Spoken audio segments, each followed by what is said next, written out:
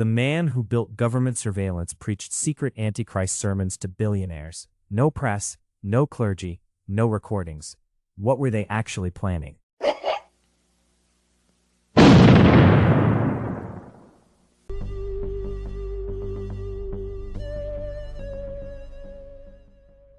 Hollywood has been hiding the secret plans for the Luciferian world state in plain sight for years. The WiseWolf noticed. The WiseWolf does not approve. I played those games with a controller in one hand and a Bible concordance open on the carpet, which teaches a kid to notice when a thing is wearing borrowed clothes. I grew up inside Bethesda's worlds, Morrowind and Oblivion and Fallout, and the longer I played, the more I saw the same furniture in every one. Every game had its doomsday cult. Every game had a secret order with a forbidden book and graded ranks and a master nobody was allowed to question. Every game had a dark god who could only be born through catastrophe. The movies ran the same loop on a bigger budget. The candlelit ritual the hero stumbles on too late. The secret society that already knows the date the world ends. The chosen few with a bunker and a guest list. You can believe what I am about to show you, or you can take the easy way out and tell yourself the guy typing this finally lost the thread. That is your call, and I will not chase you down the street over it. But know what you are betting. If we do not get in front of what these men are building, we burn, the faithful and the skeptics, together in the same fire. And spare me the usual exits. You might not believe in God, but they sure as hell believe in the devil. And your atheism will not file one objection on the day they reach for the switch. Your Rumble video science that the nukes are a hoax will not talk the warheads out of the silos either. So save the bombs are fake routine for somebody who never sat in a college classroom. Decide right now whether you want to keep reading with your eyes open.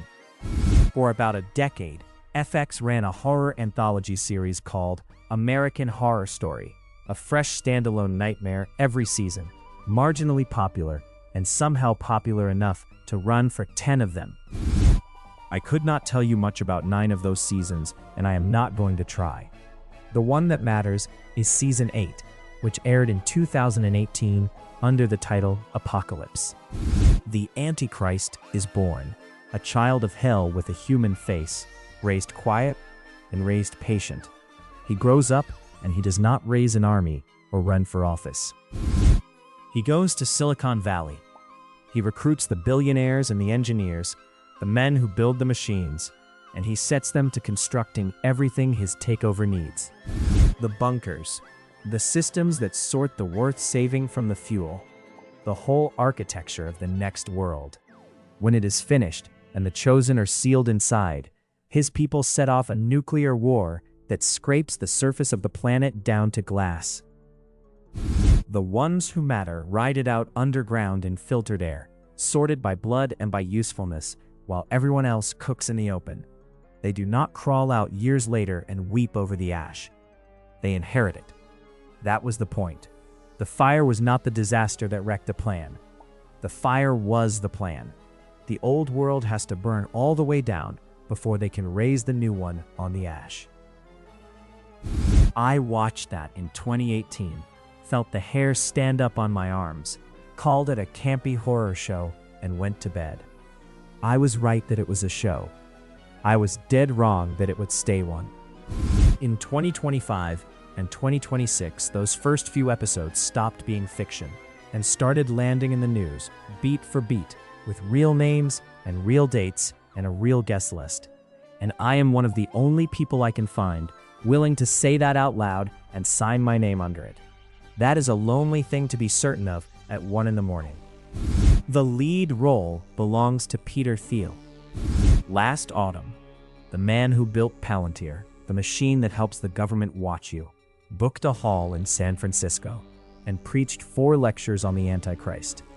Sold out, sealed, no press, no recordings, no pastors, just the richest and most powerful men in the country.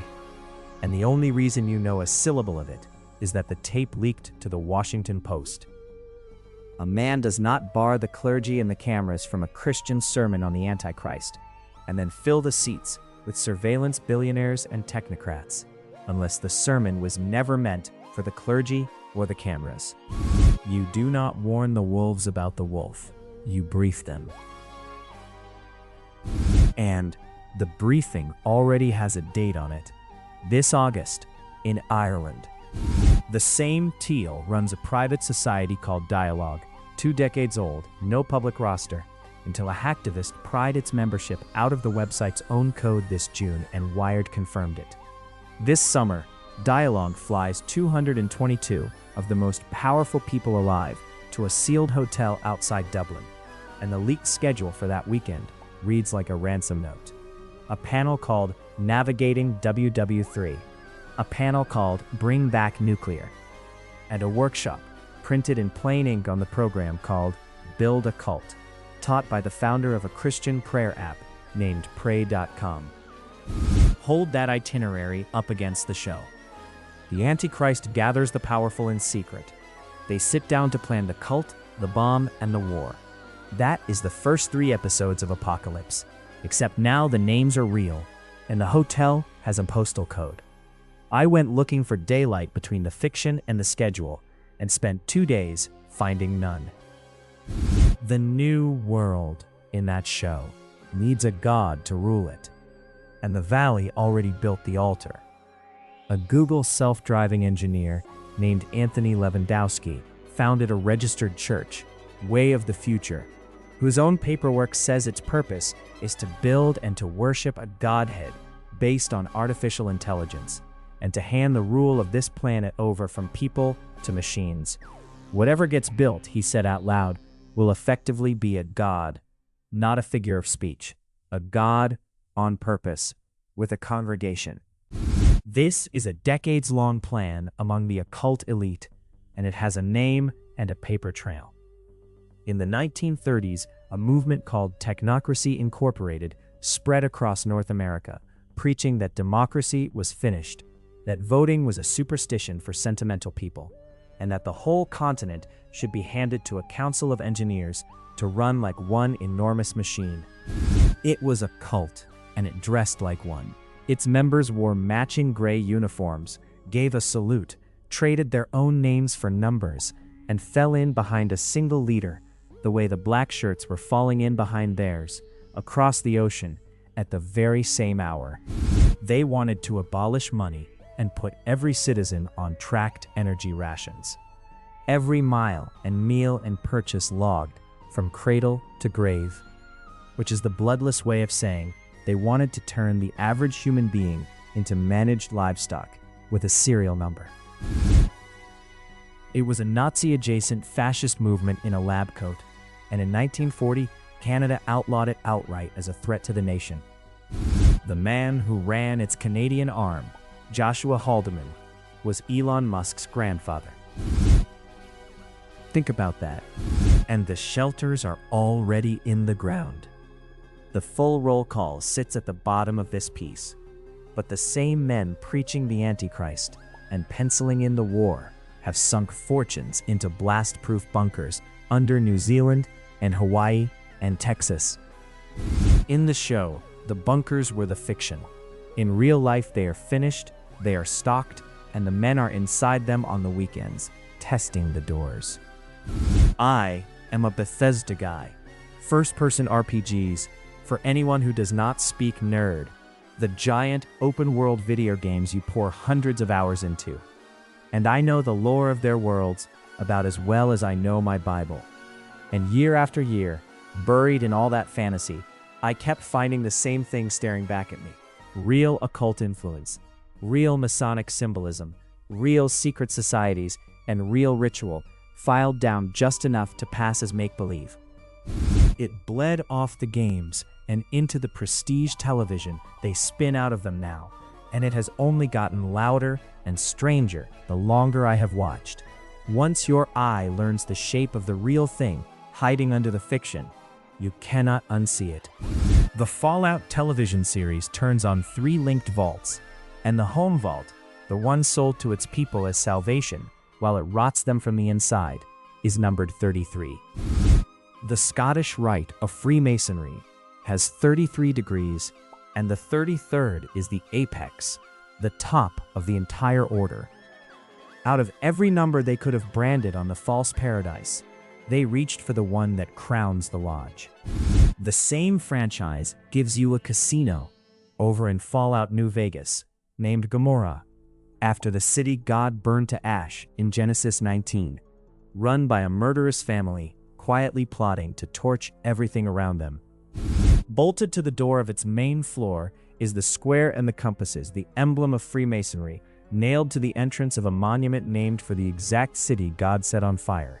Players have walked past that door for 15 years and called it set dressing.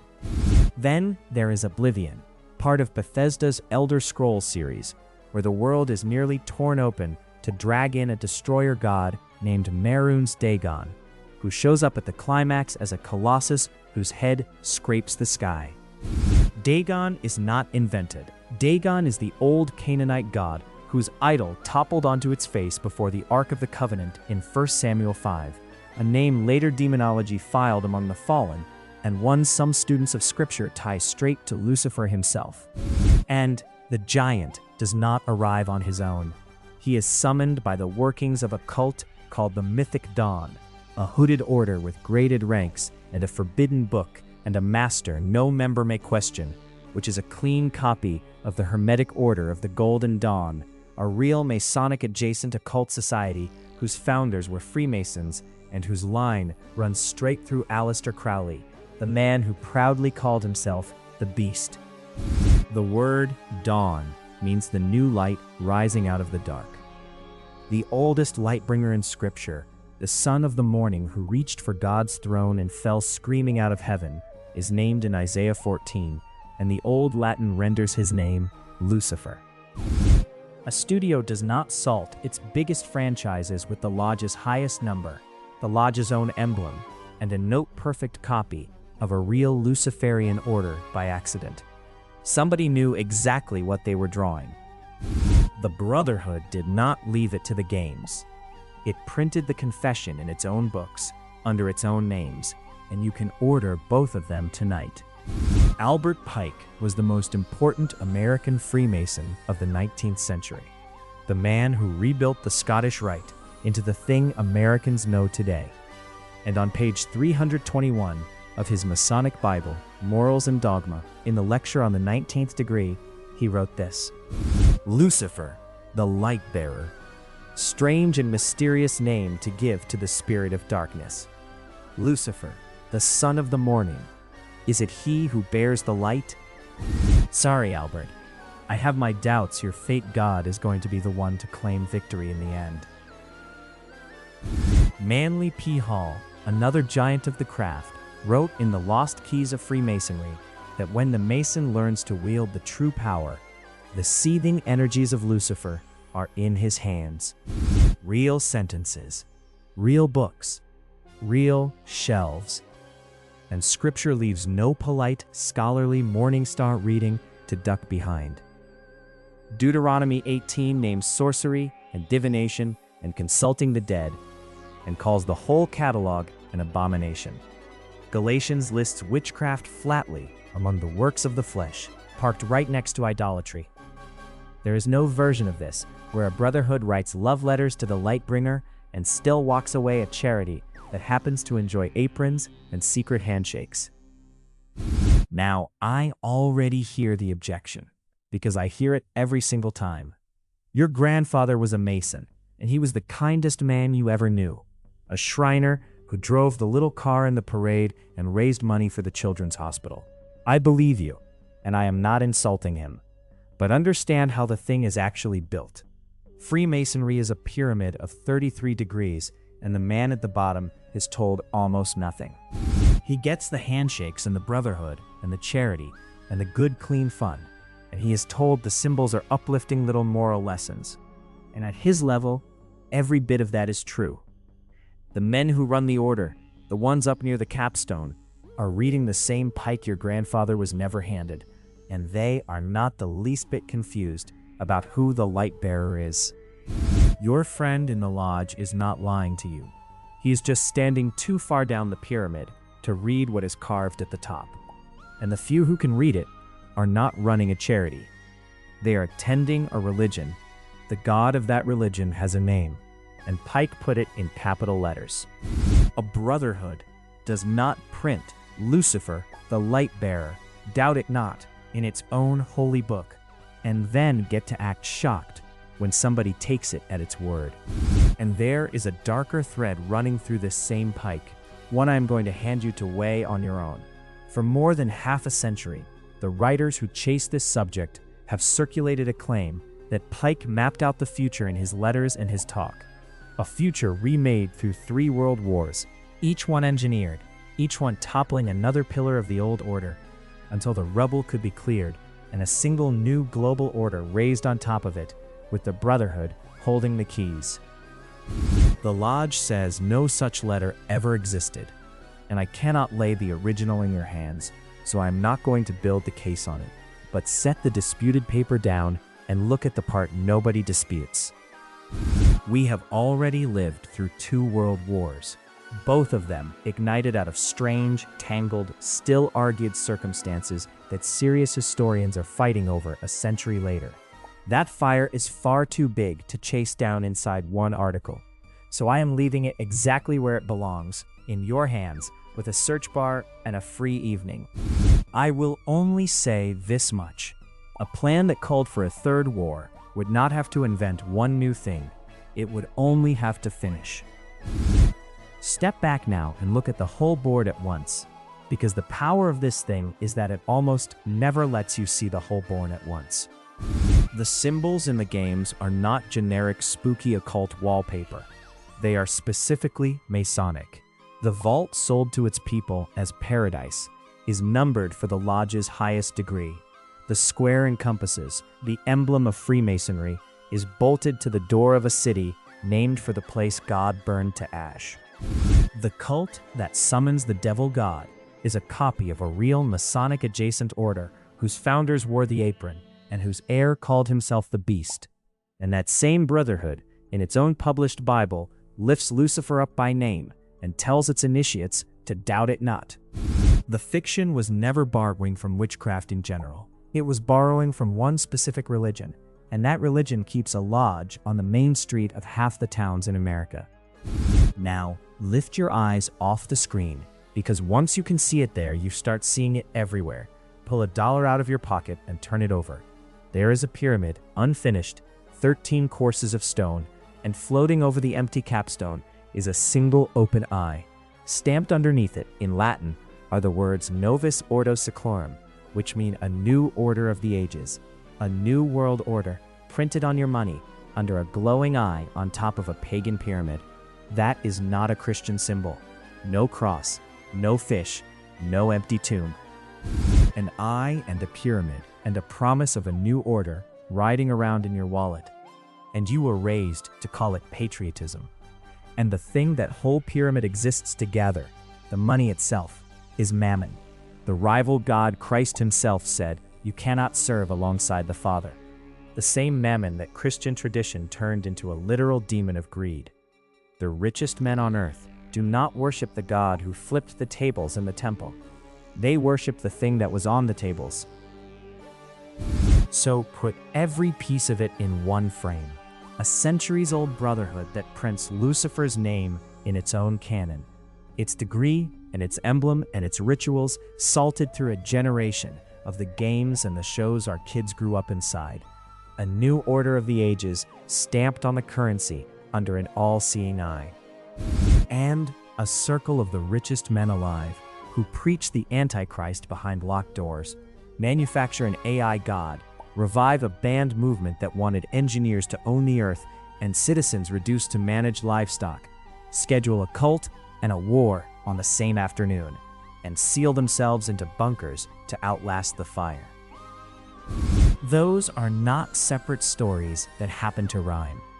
They are one current, one old and patient and Luciferian current, as old as the tower they tried to raise at Babel.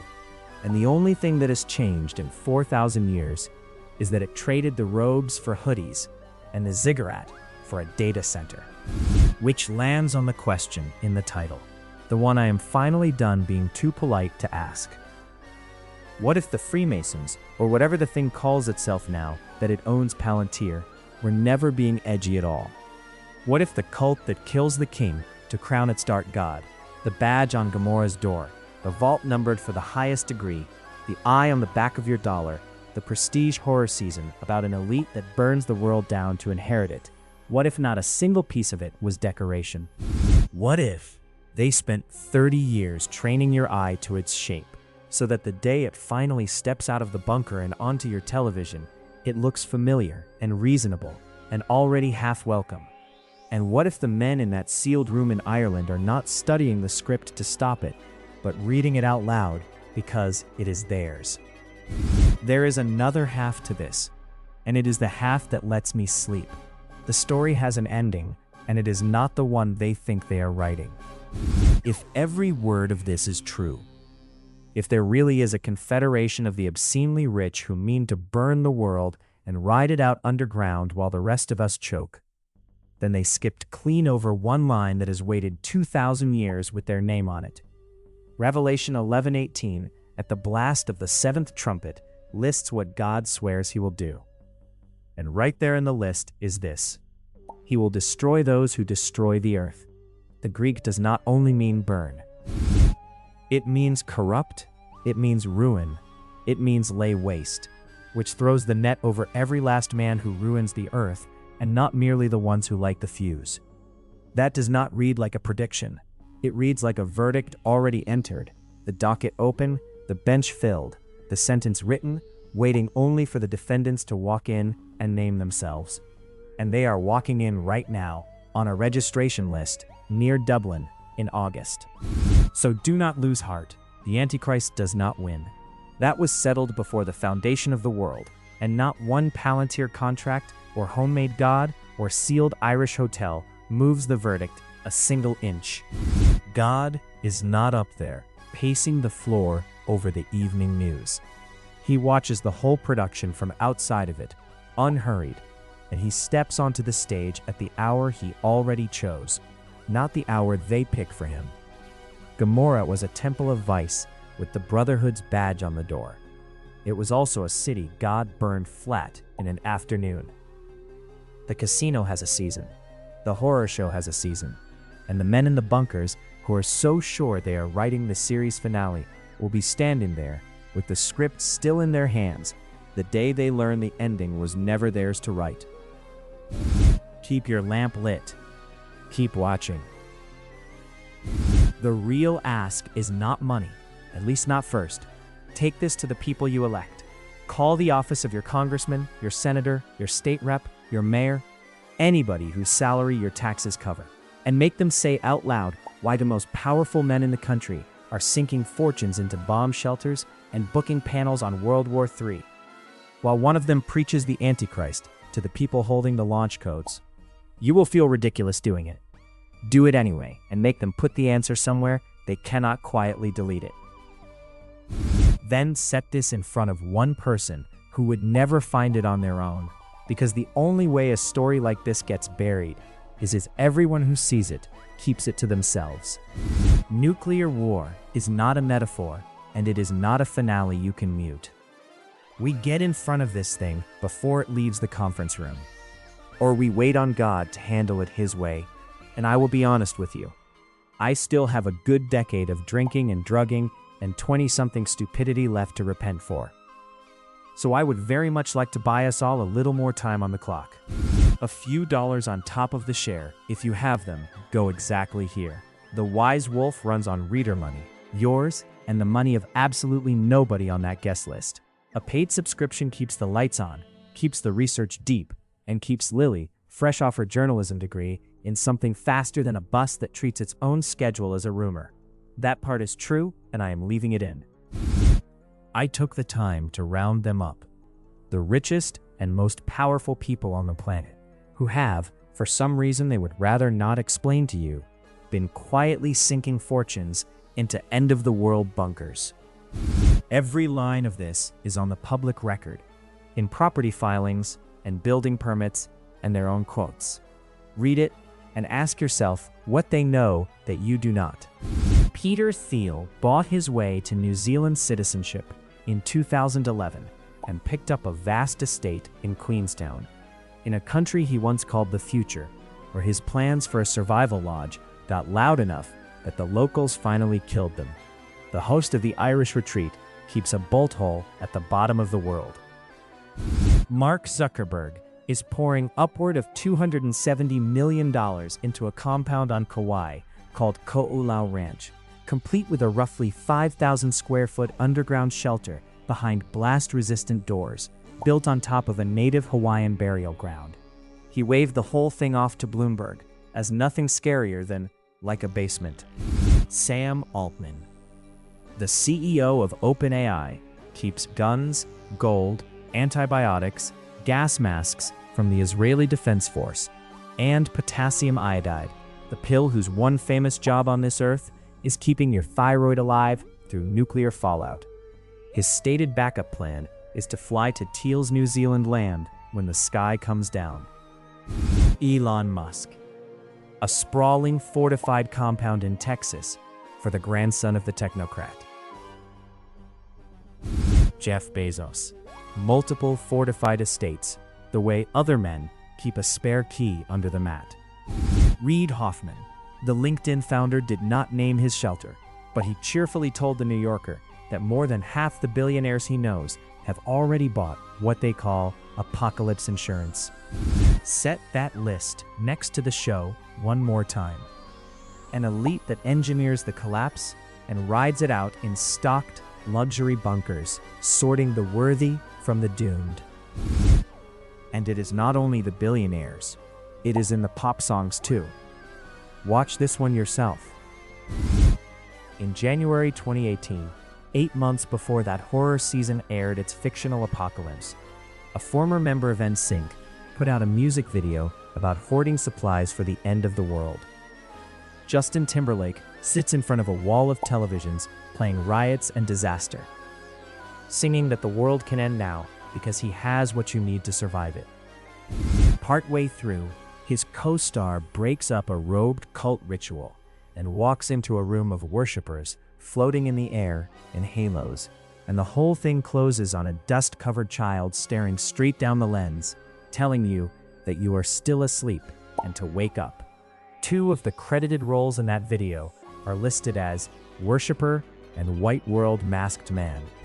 I am dropping the video right here so you can watch it with your own eyes and see that I did not invent a single frame of it.